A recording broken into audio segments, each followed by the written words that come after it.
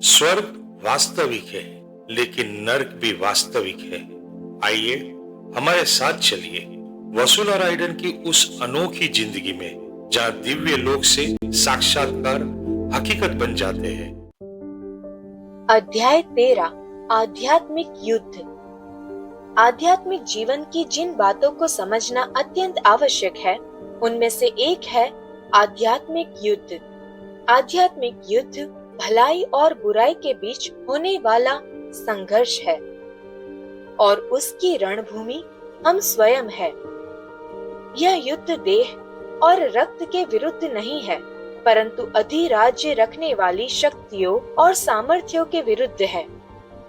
हमारे समय के इस आध्यात्मिक संघर्ष में हम सभी सहभागी हैं। आइए सुने, एक दिन यीशु ने मुझसे क्या कहा। आज एक महान युद्ध चल रहा है। प्रकाश और अंधकार का आपस में कोई सहभागी नहीं। शुभ दूत विद्रोही दूतों यानी दुष्ट आत्माओं के सहायक नहीं हैं। आकाश में अदृश्य शक्तियां हैं, सिंहासन, प्रभुत्व, अधिकार और सामर्थ्य, जिन्हें ईश्वर ने सर्जा। हमारे चारों ओर शुभ शक्तियों और दुष्ट शक्तियों की उपस्थिति है। ईश्वर द्वारा प्रदत्त शुभ दूतों की सेना संख्या में भी कहीं अधिक है और सामर्थ्य में भी अंधकार की सेनाओं से अत्यंत बड़ी है। आत्माएं अमर होती है। हम जानते हैं कि दूतों की एक महान भीड़ गिरी और बाद में मनुष्य की आत्मा भी गिरी और उनके पतन से दुख, पाप और मृत्यु संसार में आए। यदि ईश्वर न होते, जिन्होंने अपने आदेश से प्रकाश को उत्पन्न होने को कहा और प्रकाश हुआ, तो संपूर्ण आध्यात्मिक जगत बिखर गया होता। जैसे क्षुद्र ग्रह कृष्ण विवर में खींचकर लोप हो जाते हैं। दुष्ट शक्तियों में शैतान सब दुष्ट आत्माओं से ऊपर है। जब वह अनुभव करता है कि कोई आत्मा उसके हाथ से छूट रही है, तो वह उसे निष्क्रिय करने के लिए किसी भी उपाय से पीछे नहीं हटेगा। वह लोगों का, परिस्थितियों का, यहाँ तक कि प्रकृति के सभी नियमों का भी उपयोग करेगा उस आत्मा के विरुद्ध जिसके खोने से वह भयभीत होता है। जब शैतान यह भांप लेता है कि कोई आत्मा एक दिन उसके विरुद्ध उठ खड़ी होगी और उसकी शत्रु बनकर उसके षड्यंत्रों को नष्ट कर देगी, तब वह और भी उग्र हो उठता है। मैंने अनुभव किया कि ये दुष्ट शक्तियां हमारे तन की ही नहीं, अपितु उससे भी अधिक हमारी आत्मा का नाश चाहती है। दुष्ट आत्माएं चाहती है कि हम नरक में जाकर उनके साथ अनंत पीड़ा भोगे, जैसा वे स्वयं भोगती है। वे अनेक लोगों को धर्म त्याग की ओर धकेलना चाहती है, ताकि वे ईश्वर का इनकार करें। वे ईश्वर की सृष्टि को हानि पहुंचाने के लिए हर संभव प्रयास करती है। युद्ध, अपराध, राष्ट्रों की परस्पर द्वेष भावना, परिवारों और मित्रताओं का विघटन, गर्भपात, झगड़े, कलीसियाओं की लगातार चलती विभाजन, ये सब कहीं न कहीं दुष्ट आत्माओं की छिपी चालें हैं। दुष्ट आत्माएं इस बात से क्रोधित है कि ईश्वर हमसे प्रेम करता है। वे उन सभी से क्रोधित है जो ईश्वर के सहयोगी बनते हैं और उनकी दुष्ट योजनाओं को विफल करते हैं। जब ईश्वर अपनी करुणा और दया से हमें बचाते हैं, तो वे भड़क उठती है। जब हम ईश्वर के बच्चों के रूप में अपना अधिकार ग्रहण करते हैं, तो वे ईर्ष्या से भर उठती है। जब उन्हें आभास होता है कि अंततः वे यह युद्ध हार जाएगी, तब वे निराशा में उन्मत्त होकर अपनी पूरी क्रूरता से उन सभी बातों को नष्ट करने का प्रयत्न करती है जिन्हें ईश्वर प्रेम करता है और मूल्यवान मानता है। यह अंधकारमय आत्मिक शक्तियों का वह युद्ध है जो हमारे मन को दूषित करने और भ्रम भ्रष्ट करने का प्रयास करती है, ताकि हम बुराई में गिरकर अंततः नरक में उन्हीं के साथ जा मिले। नरक की सृष्टि दूतों के पतन के बाद हुई, संत मिकाइल और लूसीफर तथा उसके दल के बीच हुए युद्ध के पश्चात वही उनका क्षेत्र है। हमें आत्मिक लोक पर विश्वास करना चाहिए। हमें अलौकिक सत्य पर विश्वास करना चाहिए, क्योंकि अनेक बातें जिन्हें हम आंखों से नहीं देख सकते वास्तव में अस्तित्व रखती है। स्वर्ग है और नर्क भी है।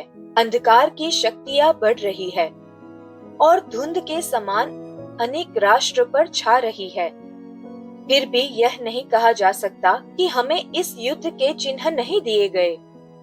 अधिकांश लोग इन बातों पर चर्चा से बचते हैं, या विषय बदल देते हैं या अपने कान बंद कर लेते हैं।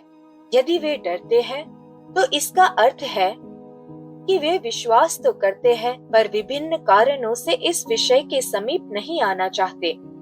परंतु यदि हम अपनी आध्यात्मिक आंख खोले तो हम ईश्वर के दूतों की महान सेना को देखेंगे, जो विद्रोही दूतों के इस अग्निमय रण क्षेत्र को घेर कर खड़ी है, जैसा कि मैंने उस दर्शन में देखा जिसे ईश्वर ने मुझे प्रदान किया। हम सभी इस युद्ध के सहभागी हैं और हमें दिया गया शस्त्र है प्रार्थना, जिसके द्वारा हम अपने शत्रुओं पर विजयी हो सकते हैं। जब हम सच्चे मन से प्रार्थनाशील होते हैं तो हम स्वयमेव ईश्वर के पक्ष में खड़े होते हैं और हमें भय नहीं करना चाहिए अपनी दुर्बलताओं में भी, क्योंकि ईश्वर की शक्ति हमारी दुर्बलता में ही सर्वोत्तम रीति से प्रकट होती है। मसीह ने जो मिशन मुझे दिया है वह है कलीसियाओं की एकता, एक ऐसा कार्य जो मेरी क्षमताओं से कहीं ऊपर है। परंतु ईश्वर हमारी असमर्थता और दुर्बलताओं का उपयोग अपनी भुजा की शक्ति दिखाने के लिए करता है, क्योंकि हमारी दुर्बलता और ईश्वर पर हमारी निर्भरता में ही हमारा सामर्थ्य है। यीशु ने मुझसे कहा, मैंने तुम्हें धैर्य और धृति ज्ञान का वह सद्गुण दिया है जो तुम्हारे अन्य सभी सद्गुणों का मूल बने, क्योंकि मैं तुम्हारी आत्मा को इस युग के इस युद्ध के लिए तैयार कर रहा था, जहां भलाई को विकृत कर बुराई के रूप में प्रस्तुत किया जा रहा है। स्मरण रखो, हे छोटे दाने, कि तुम उसी युद्ध में हो जिसमें मेरे सभी नबी लड़े थे। आंधियां तुम पर प्रहार करे, बाढ़ उठकर तुम्हें डुबोने को दौड़े, फिर भी इनमें से कोई भी तुम्हें परास्त न कर सकेगा, क्योंकि मैं तुम्हारे साथ हूँ और तुम्हारी दुर्बलता को संभालने के लिए तुम्हारी रक्षा में हूँ। जो कोई कलीसिया की निष्ठा पूर्वक रक्षा करता है और साक्ष्य देता है, वह हमारे लिए जीवित मशालों के समान है, क्योंकि उनके वचन संसार के अंधकार में प्रकाश की ज्वाला बनकर चमकते हैं। मैं उन्हें योद्धा हृदय देता हूँ कि वे विश्वास और न्याय की अच्छी लड़ाई लड़े और तुम्हारे समय के इस आत्मिक युद्ध में मेरे महादूत मिकाइल और राफाएल के साथ सम्मिलित हो, जो सामर्थ्य में प्रधान और न्याय की ओर से पराक्रमी योद्धा है और मेरे प्रकाश द्वारा मानव व्यवहार के प्रत्येक पक्ष को निरखते हैं। ईश्वर जानता है कि हम कितने दुर्बल हैं। वह हमारे सच्चे प्रयासों को देखता है कि हम अच्छी लड़ाई लड़ने का प्रयत्न कर रहे हैं, उसे प्रसन्न करने का प्रयत्न कर रहे हैं और फिर भी अपने उद्देश्यों को पूरा नहीं कर पाते। तब वह स्वयं आगे बढ़ सकता है। प्रभु चाहते हैं कि वे आए और दीन बचाए, क्योंकि इससे हमें याद रहेगा कि यह उनकी शक्ति है, हमारी नहीं। जीवन एक आध्यात्मिक युद्ध है और इस युद्ध में हमें समय समय पर चोटें लगेगी। कभी कभी ऐसा भी लगेगा जैसे हमने युद्ध हार दिया है और हम रणभूमि पर मृत पड़े हैं, परंतु तब यीशु हमें अपनी माताजी पवित्र मरियम की ओर आश्रय लेने के लिए कहते हैं।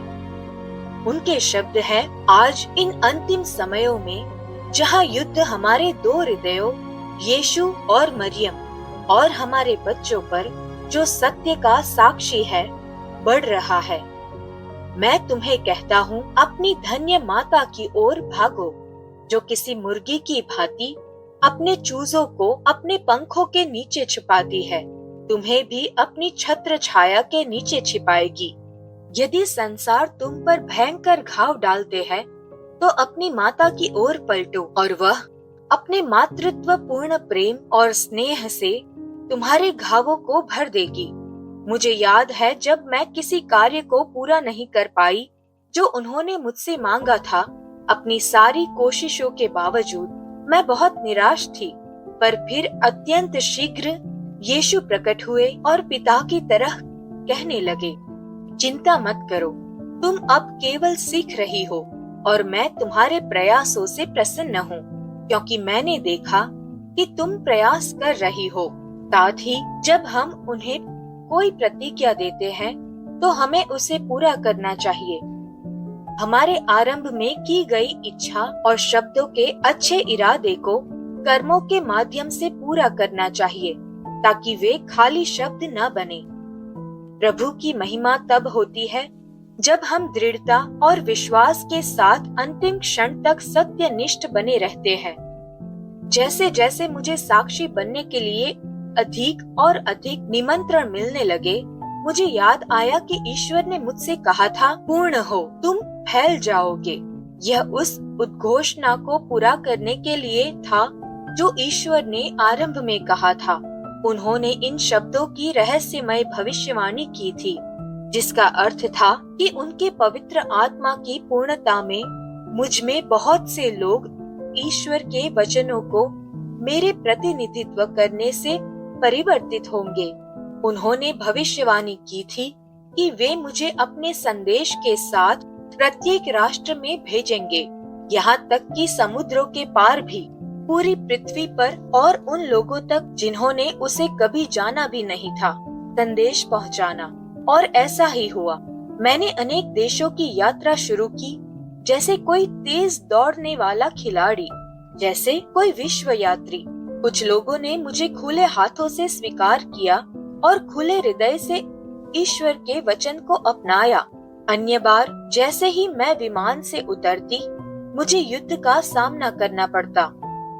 एक दिन प्रभु ने मुझसे कहा, भय उन्हें यानी दुष्ट आत्माओं को दिन के उजाले में ही पवित्र आत्मा की आवाज सुनते ही घेर लेता है, परंतु यह सब पूर्ण योजना में था। अब मुझे दृढ़ बनने के लिए प्रशिक्षित किया गया था और मेरी अजेय हथियार थी। एक हाथ में माला और दूसरे हाथ में क्रूज। 7 जनवरी 2002 को यीशु ने मुझसे कहा, अपने कृपालु अनुग्रह में मैंने तुम्हें चुना, प्रशिक्षित किया और तुम्हें एक खिलाड़ी के रूप में तैयार किया। अब मुझे संतोष है यह देखकर कि तुम युद्ध भूमि में जाने के लिए उत्सुक हो और मुझे प्रसन्न करने की इच्छा रखती हो। हम सभी इस दौड़ में किसी न किसी रूप में भागीदार हैं और ईश्वर के लिए कार्य करते समय और भी अधिक। ईश्वर के लिए कार्य करना युद्ध भूमि में नामांकन कराने और अग्रिम पंक्ति में खड़े होने के समान है। हमें अपनी दौड़ अच्छी तरह से शुरू करनी चाहिए और ईश्वर हमें प्रोत्साहित करेंगे कि हम अपने मिशन को पूरा करें और विजयी हो, पुरस्कार प्राप्त करें, ताकि हम संत पौल की भांति कह सके, मैंने अच्छी लड़ाई लड़ी, दौड़ पूरी की और विश्वास बनाए रखा। इसलिए ईश्वर हमें इस युद्ध भूमि में मजबूत बनने के लिए प्रशिक्षित कर सकते हैं, ताकि हम बिना लक्ष्य के भागने वाले मुर्गियों की भांति ना हो, बल्कि जीतने के इरादे से दौड़े। जैसा संत पौल ने कहा, मैं इस प्रकार दौड़ती हूँ जीतने के इरादे से, इसी प्रकार मैं दौड़ पूरी करती हूँ, हवा को पीटते हुए नहीं। एक बार मुझे प्यूर्टो रिको में बोलने के लिए आमंत्रित किया गया। बिशप ने इस बैठक का आयोजन उस स्थान पर करने का निर्णय लिया जिसे पवित्र पर्वत कहा जाता है, जहां एक चर्च भी है। 7,000 लोग पर्वत की चोटी पर एकत्रित हुए, परंतु सभी पुरोहित इस आमंत्रण के पक्ष में नहीं थे और इससे बिशप और पुरोहितों के बीच मतभेद उत्पन्न हुआ। सभा की तैयारी के दौरान उसके धर्म प्रांत में एक पुरोहित निरंतर उस बेचारे बिशप और मेरे आने का विरोध करता था। वह कहता था कि रोमन कैथोलिक कलीसिया के बाहर के सभी ईसाई विभाजक है, इसलिए मैं ग्रीक ऑर्थोडॉक्स होने के कारण एक विभाजक हूँ और यह निंदनीय है कि एक कैथोलिक बिशप मुझे बोलने के लिए आमंत्रित करे। पूर्वाग्रह और अभिमान हमें अंधा कर देते हैं। वे हमारे हृदय को बंद कर देते हैं और वहाँ कलह और बुराई को हवा देते हैं, जहाँ ईश्वर ने भलाई की इच्छा की थी। जब मैं सभा में पहुंची, मैंने देखा कि वही पुरोहित सामने की पंक्ति में एक छोटा टैप रिकॉर्डर लिए बैठा है। मुझे उसके लिए दया आई, क्योंकि वह अत्यधिक पसीने पसीने था और उसका चेहरा लाल हो रहा था, क्योंकि वह खड़ी चढ़ाई चढ़कर ऊपर पहुंचा था। जब मैं अपने भाषण के मध्य में थी और पवित्र आत्मा के बारे में बोल रही थी, तभी अचानक लोगों में हलचल उत्पन्न हुई। वे अब मेरी ओर नहीं देख रहे थे, बल्कि सूर्य की ओर देख रहे थे। अनेक लोगों को ऐसा लगा कि सूर्य घूमने लगा है और उसके चारों ओर भिन्न रंग चमक रहे हैं। मैंने पीछे मुड़कर इस चमत्कार को देखा, पर केवल थोड़ी देर के लिए, और फिर वापस यीशु के संदेश को पढ़ने लगी। पुरोहित ने भी इस सूर्य चमत्कार को देखा, पर उसका प्रत्युत्तर यह था कि उसने मुझे दोष दिया कि मैंने उस संकेत को पर्याप्त महत्व नहीं दिया, बल्कि संदेश पढ़ती ही रही। सूर्य में हुआ यह असाधारण संकेत इतनी शक्ति और महिमा के साथ प्रकट हुआ कि उसने उस संदेश के प्रति गंभीर श्रद्धा उत्पन्न कर दी जिसे मैं पढ़ रही थी। सभी विस्मित रह गए। जिन लोगों को पहले संदेह था, वे मेरे पास आए और कहा कि उन्होंने न केवल सूर्य को घूमते देखा, बल्कि आकाश में और मेरे मुख पर भी मसीह का पवित्र मुख देखा। मेरे मुख पर जो पवित्र मुख दिखाई दिया वह दुखी था और कांटों का मुकुट पहने था, और उसके संपूर्ण मुख पर से रक्त बह रहा था। यद्यपि शैतान ईश्वर के कार्यों की नकल कर सकता है, पर वह ईश्वर के किसी पवित्र प्रकटन की महिमा और वैभव की नकल नहीं कर सकता। फिर भी इस घटना के बाद वह पुरोहित प्यूर्टो रिको में मेरा सबसे बड़ा अत्याचारी बन गया, और उसने समाचार पत्रिकाओं में मुझे एक डायन और शैतान उपासक तक कहा। यह उन अनेक युद्धों में से एक था जिनमें मुझे अपने ऊंचे प्रतिज्ञाओं को पूरा करने का अवसर मिला था, ईश्वर का अनुसरण करने और उसकी सेवा करने का। लेकिन अधिकांश मनुष्यों की तरह मैं भी ईश्वर के सामने गई और शिकायत की। मैं उपहास की वस्तु बन गई हूँ। मेरे विरुद्ध और कितनी दुष्ट बातें कही जाएगी। मैंने तो मित्रता ही दी, पर बदले में उन्होंने निंदा की। हे ईश्वर, मैंने तो केवल आपकी इच्छा पूरी की, अपनी नहीं। क्या आप मेरी निर्दोषता की रक्षा नहीं करेंगे? ईश्वर ने मुझे इन शब्दों से उत्तर दिया, मत डर, मैं तेरे निकट हूँ। इन बातों को होने दे, क्योंकि इस बलिदान से मैं उन आत्माओं को प्राप्त करता हूँ जो विनाश के मार्ग पर है। आह वसूला, एक दिन मैं तुझे वह अनंत भीड़ दिखाऊंगा जिन्हें मैंने तेरे विरोधियों द्वारा, तुझ पर लगाए गए घाव के द्वारा और तेरे प्रायश्चित के कार्यों के द्वारा बचाया। आत्माओं के प्रति मेरा प्रेम हर समझ से परे है, और मैं तुझसे कहता हूँ, दुखी आत्माओं के लिए मेरी प्यास अत्यंत बड़ी है। फिर मैं कैसे उदासीन रह सकता हूँ मेरी वसूला, कैसे?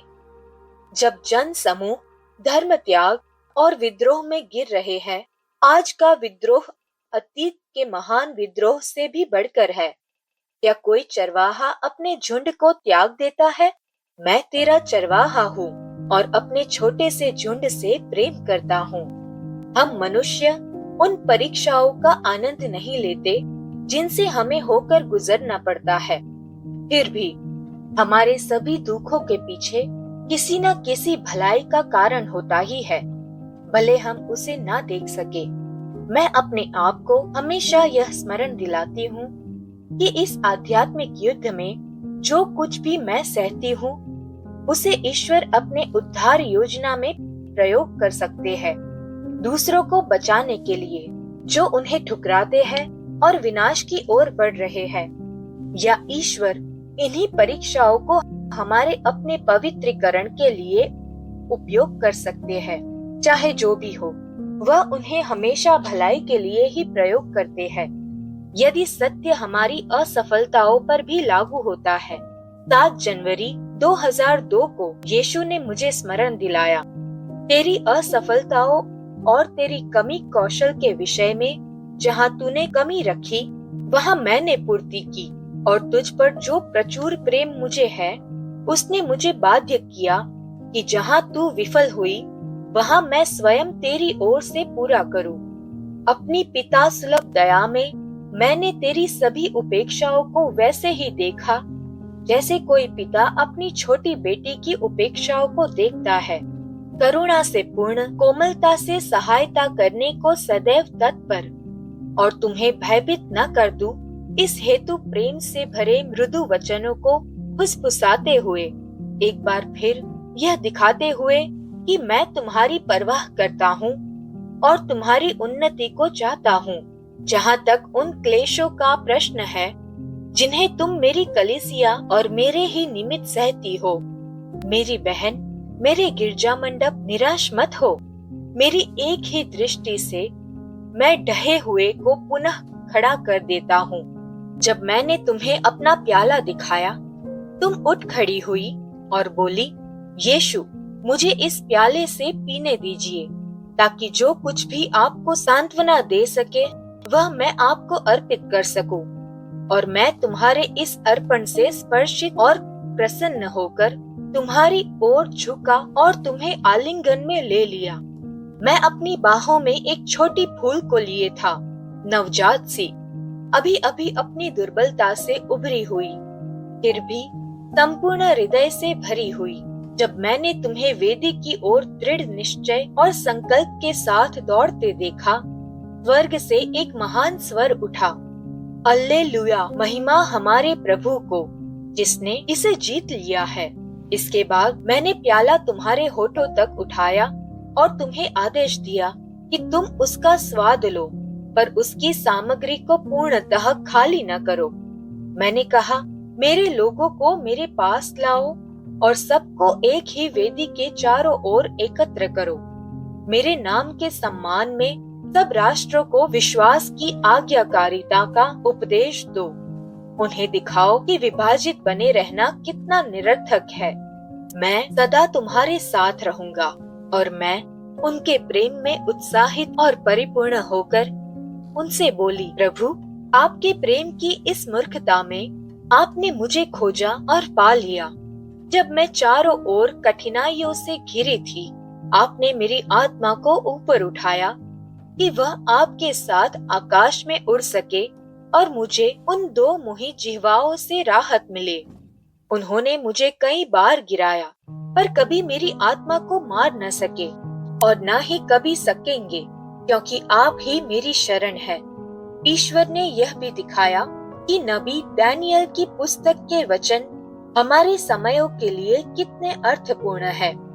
दानियल ने दर्शनों में एक पुरुष को देखा जो मलमल वस्त्र पहने था, और उसने कहा कि अंतकाल में बहुत से लोग शुद्ध किए जाएंगे, श्वेत किए जाएंगे और परिशोधित किए जाएंगे। दुष्ट लोग दुष्टता करते ही रहेंगे, दुष्ट कभी नहीं समझेंगे, परंतु ज्ञानी लोग समझेंगे। ये घटनाएं अंतकाल में होगी और उसका चिन्ह यह होगा कि अनंत बलिदान को समाप्त कर दिया जाएगा और पवित्र स्थान में विनाशकारी विध्वंसक घृणा स्थापित की जाएगी। मुझे यह बेहतर समझने के लिए कि इसका अर्थ क्या है, ईश्वर ने मुझे दिखाया कि कितनी चर्चे और गिरजाघर पुरोहितों की कमी, धन की कमी और विश्वासियों की उपस्थिति की कमी के कारण बिक रहे हैं। इन चर्चों को महंगे रेस्टोरेंट, होटल, कैफेटेरिया और कसिनो में बदल दिया जा रहा है। इन पूर्व गिरजाघरों में जहां पवित्र संस्कार संपन्न होते थे और ईश्वर की आराधना की जाती थी, पवित्र वेदी को अब बार और बिलियर्ड टेबल में परिवर्तित कर दिया गया है। पवित्र वेदी वह पवित्र स्थान था जहाँ पुरोहित कभी संस्कृत करते थे, यीशु मसीह के अनंत बलिदान को संपन्न करते थे, जिसमें रोटी और शराब का वास्तविक रूप से यीशु के वास्तविक शरीर और रक्त में परिवर्तन होता था। कलीसिया की गंभीर स्थिति को पूरी तरह समझने के लिए एक रात ईश्वर ने मुझे सपना दिखाया। उसमें मैंने देखा कि कैसे पॉप जॉन पॉल द्वितीय 15 इस सर्वव्यापी धर्म त्याग और विद्रोह के कारण पीड़ित थे।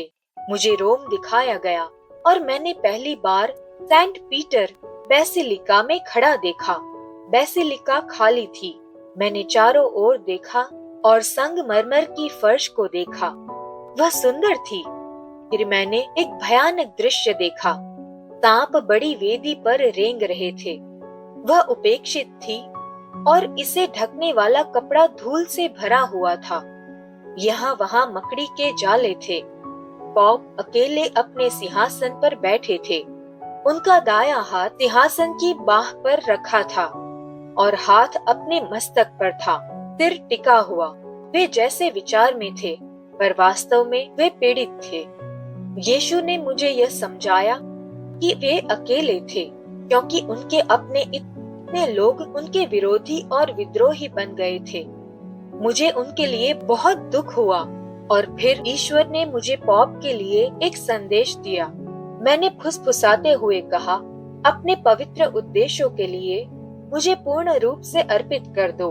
मुख्य समस्या यह थी कि मैं सोच रही थी, मैं कैसे वाकई वेटिकन जाकर केवल पॉप को यह संदेश सौंप सकती हूँ। मैं हमेशा कहती रही हूँ और अब भी कहती हूँ कि स्वर्ग के न्यायालय में प्रवेश करना वेटिकन के न्यायालय में प्रवेश करने से कहीं आसान है। ईश्वर से मिलना और उससे बात करना किसी भी वेटिकन पुरोहित से या फिर पॉप से मिलने और बात करने से बहुत सरल है, लेकिन मैंने सब कुछ ईश्वर के हाथों में छोड़ दिया और भरोसा किया कि वह मुझे मार्ग दिखाएगा। पहले से कहीं अधिक मुझे बस आज्ञाकारी होना ही था। इसलिए मैं रोम के लिए निकल पड़ी, बिना किसी अपॉइंटमेंट के और बिना यह जाने कि मैं पॉप से कैसे मिलूंगी। मैं एक पुरोहित मित्र के साथ ट्रेन से यात्रा की और अंततः हम रोम शाश्वत नगर पहुँचे। रोम का दौरा अद्भुत अनुभव है। जहाँ जहाँ भी देखो वह प्राचीन रोमन साम्राज्य के अवशेष है और शासकों द्वारा उनके अल्प जीवन की स्मृति में बनाए गए स्मारक। इन खंडरों के परे एक ऐसा निर्माण अब भी खड़ा है जो सदियों से कई परतों में बना है। महान प्रेरित के अवशेषों पर सेंट पीटर बेसिलिका। जब आप सेंट पीटर पहुंचते हैं वेटिकन के मुख्य द्वार पर, तो आप उसके दृश्य को देखकर मंत्रमुग्ध हो जाते हैं। इतिहास के कुछ महानतम और प्रतिभाशाली कलाकारों की प्रतिभा माइकल एंजेलो सहित आपके चारों ओर है। सब कुछ ईश्वर को सम्मान देने के लिए डिजाइन किया गया था। संगमरमर, ग्रेनाइट और अद्भुत कला में एक संगीत संग्रह। निर्माताओं ने ईश्वर की महिमा प्रदर्शित करने का प्रयास किया और यह दिखाता भी है। बेसिलिका के भीतर खड़े होकर आप उसकी भव्यता में एक छोटे बिंदु से अधिक कुछ नहीं है। फिर भी वहाँ मैं थी, सृष्टिकर्ता द्वारा बुलाई गई, यह समझने की कोशिश करती हुई कि पॉप से मिलने के लिए इसे कैसे पार किया जाए। हम जानते थे कि हर बुधवार पॉप विश्वासियों को एक आम दर्शनी सभा में वेटिकन के बड़े हॉल में मिलते हैं। प्रवेश केवल टिकट द्वारा होता था, इसलिए हम वेटिकन कार्यालय की ओर दौड़े और 2 टिकट प्राप्त किए। यह कार्यालय इन टिकटों को यादृच्छिक रूप से देता है, जिसमें वह क्षेत्र और पंक्ति का नंबर होता है जहां आपको बैठना है। कोई विशेष अनुरोध नहीं कर सकता। आपको टिकट पर दिखाए गए क्षेत्र में जाना अनिवार्य है। भीतरी प्रवेश के बाद मैंने ईश्वर की योजना को क्रियाशील होते देखा, क्योंकि हमारे टिकट हमें उस क्षेत्र में रखते थे जो सीढ़ियों के बगल में उस मार्ग पर था जहाँ पॉप गुजरेंगे। यदि मैं कहीं और बैठी होती तो मैं वह पागलपन नहीं कर सकती थी जो मैं करने वाली थी। हॉल 4000 लोगों से भरा हुआ था, जो दुनिया के हर कोने से आए थे। सभी हर्षित थे, जोर से और उत्साह पूर्वक गा रहे थे पॉप के आगमन की प्रतीक्षा में। मैं शांत थी, पर बहुत खुश थी कि मैं अब तक पहुंच गई थी। अब मेरा असंभव मिशन सक्रिय होने वाला था। जब पॉप अंदर आए तो जयकारियां और भी जोर से हुई। उन्होंने अपना भाषण दिया और जब वह समाप्त हुआ तो उन्होंने धीरे धीरे बड़े मार्ग पर चलना शुरू किया, मेरे मार्ग की ओर आते हुए। और फिर वे विपरीत दिशा की ओर जाने वाले थे, नीचे उतरते हुए लोगों को आशीर्वाद देते हुए। लेकिन कभी नहीं रुकते, क्योंकि यह प्रोटोकॉल के खिलाफ होता। जैसे ही वे मेरे करीब आए, मैंने एक कागज का टुकड़ा निकाला जिस पर मैंने संदेश लिखा था। पॉप मेरे सामने रुक गए, मेरी ओर मुख करके, पीछे मेरी पंक्ति के लोगों को आशीर्वाद देते हुए। मैंने हाथ बढ़ाया और संदेश उनके हाथ में फिसला दिया। पॉप ने शायद महसूस किया कि उनके हाथ में कुछ फिसला है, पर जैसा कि मुझे विश्वास है कि उनके साथ यह अक्सर होता है, उन्होंने इसे मेरे हाथ में वापस रख दिया, बिना किसी भाव बदलने के। बस मुस्कुराते हुए धीरे धीरे दूर चले गए। मैंने अपने दिल को जमीन पर गिरते हुए महसूस किया। मैं विफल हो गई, मैंने सोचा। लेकिन फिर कुछ असाधारण हुआ। मेरे ठीक पीछे एक पॉलिश पुरोहित खड़ा था, अपनी कुर्सी पर लगभग झुककर, जो पॉप को लगातार खुशी से बुला रहा था।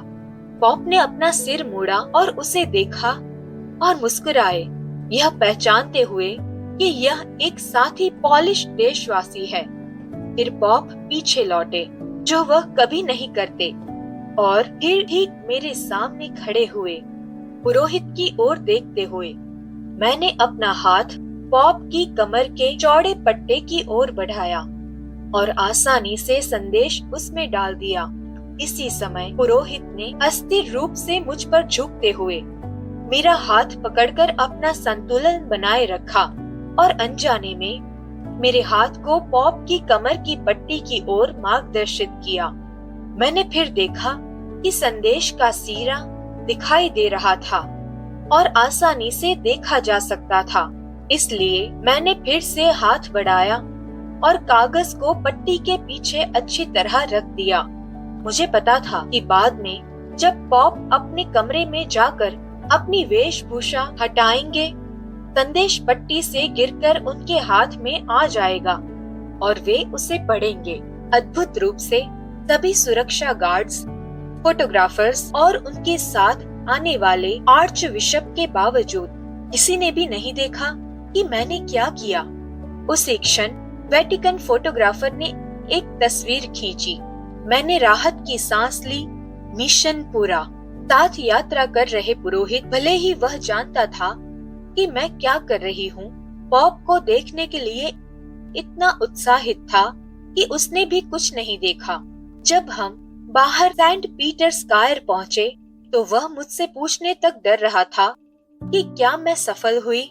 जब मैंने उसे बताया कि क्या हुआ तो वह इतना चकित हुआ कि उस समय एक सुनामी उस पर भी कम प्रभाव डालती जितना मेरे समाचार ने किया। वह लगभग बेहोश होने के कगार पर था। मेरे पहले पॉप से मिलने के अनुभव के कुछ समय बाद 6 जनवरी 1994 को एपिफनी के पर्व पर मुझे पॉप जॉन पॉल द्वितीय के साथ एक और सपना आया। मैंने पॉप को स्पष्ट रूप से उनके सफेद वेशभूषा में देखा। वे मेरे सामने खड़े थे, मेरी ओर देख रहे थे। ऐसा प्रतीत हुआ जैसे हम एक दूसरे को अच्छी तरह जानते हैं। हमारे बीच एक प्लास्टिक की क्रीम रंग की डाइनिंग टेबल खड़ी थी और मैंने समझा कि यह साधारणता का प्रतीक है। मैंने उनकी सफेद वेशभूषा को देखा और ध्यान से अध्ययन किया। कोई शब्दों का आदान प्रदान नहीं हुआ, पर हम दोनों एक दूसरे के साथ सहज महसूस कर रहे थे। फिर वे मेरी मेज पर बैठ गए, अपने भोजन का इंतजार करते हुए, उत्साहित महसूस करते हुए। मैं अपने दाहिने ओर मुड़ी और एक अलमारी खोली, जिससे मैंने उनके लिए तैयार किया हुआ एक मिठाई वाला व्यंजन निकाला। मैं उनके सामने बैठ गई और देखा कि वे मिठाई खा रहे हैं, स्पष्ट रूप से आनंद ले रहे थे। मिठाई खाने के बाद वे उठे और जाने लगे। मैं जल्दी से उनका पीछा करते हुए दरवाजे तक गई, पर उनके दाहिने ओर से जाते हुए मैंने देखा कि वे एक वॉकिंग स्टिक का उपयोग कर रहे थे। यह स्टिक भी क्रीम रंग की थी, महंगे लकड़े से नहीं बल्कि किसी अन्य प्लास्टिक जैसे सामग्री से बनी, जिसे बांस जैसा रूप दिया गया था। स्टिक का उपयोग करते हुए उन्होंने दरवाजे की ओर चलना शुरू किया और मैंने देखा कि वॉकिंग स्टिक का उपयोग करने के बावजूद भी उन्हें चलने में कठिनाई हो रही थी। यह ठीक उस समय था जब पॉप ने वास्तविक जीवन में स्टिक का उपयोग शुरू किया। एक क्षण के लिए मुझे लगा कि वह गिर सकते हैं, इसलिए बिना किसी झिझक और अनुमति के मैंने उनका दाहिना हाथ पकड़कर उसे अपनी गर्दन और कंधों के चारों ओर लपेट लिया ताकि मैं उन्हें सहारा दे सकूं। उन्होंने विरोध नहीं किया और मेरी सहायता स्वीकार कर ली। फिर मैंने अपना बायां हाथ उनकी कमर के चारों ओर रखा ताकि उन्हें अपनी बाईं तरफ अधिकतम उठाकर सहारा दे सकूं, उनका वजन अपनी पीठ पर लेकर। इस प्रकार उनके पैर लगभग जमीन से उठ गए। जब मैंने अपना बायां हाथ उनके चारों ओर रखा तो मुझे उनकी पसलियों का एहसास हुआ। मैं उनकी अत्यंत दुबली अवस्था देखकर स्तब्ध रह गई। ढीले वेशभूषा में देखकर उनकी दुबली अवस्था को कोई नहीं पहचान सकता था। पॉप ने पूरी समयावधि में मेरी सहायता पर कोई विरोध नहीं किया। मेरे विचारों में इस सपने के बाद प्रभु ने मुझे इसे समझने दिया। पॉप का प्रतिनिधित्व कलीसिया करता है। इस दर्शन से ठीक पहले मेरे एक पुरोहित मित्र ने पॉप से मुलाकात की थी और उन्हें संदेशों वाली एक पुस्तक दी थी। बाद में एक और पुरोहित ने वह पुस्तक पॉप की निजी चैपल में देखी। जो मिठाई मैंने अब पॉप को खाते देखा वह ईश्वर के संदेशों का प्रतिनिधित्व करती थी। जब उन्होंने मिठाई खाई, इसका अर्थ था कि उन्होंने संदेश पढ़े और उन्हें पसंद आए और यह प्रचार का एक अच्छा माध्यम है। प्रभु ने मुझे यह भी समझाया कि पॉप का स्टिक के साथ चलना, सहायता की आवश्यकता होना और उनकी वेशभूषा के नीचे दुबली अवस्था दर्शाती है कि कलीसिया कितनी अलार्मिक रूप से कमजोर और असुरक्षित हो गई है। मुख्य रूप से उसमें फैलती विभाजन और वैश्विक धर्म त्याग के कारण। बाहरी दृष्टि से कलीसिया स्वस्थ लग सकती थी, पर भीतर से वह कमजोर हो गई थी।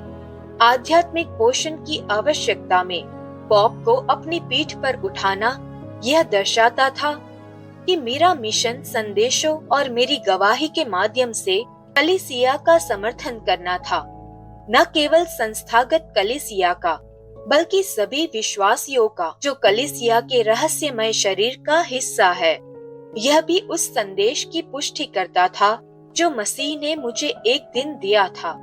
मुझे अपनी कलीसिया को मजबूत करना है। यदि कलीसिया मजबूत और स्वस्थ होती तो वह यह शब्द नहीं कहते।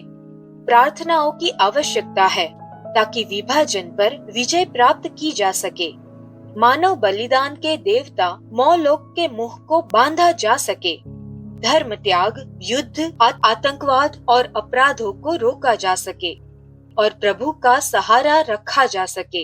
हालांकि ईश्वर अदृश्य है, फिर भी वे हमारे साथ और हमारे बीच है। जब ईश्वर अंत में अपनी संपूर्ण महिमा में प्रकट होंगे, वे शैतान और उसके समस्त दल को अपने समय पर पराजित करेंगे। इस बीच लोगों को यह सीखना चाहिए कि वे हर समय सभी युगों के महावीर आर्क एंजल संत माइकल से सुरक्षा के लिए प्रार्थना करें। एक ऐसी प्रार्थना जिसे शैतान ने वर्षों तक चुप करा दिया था। यह वह प्रार्थना है जिसे हमें प्रतिदिन करना चाहिए।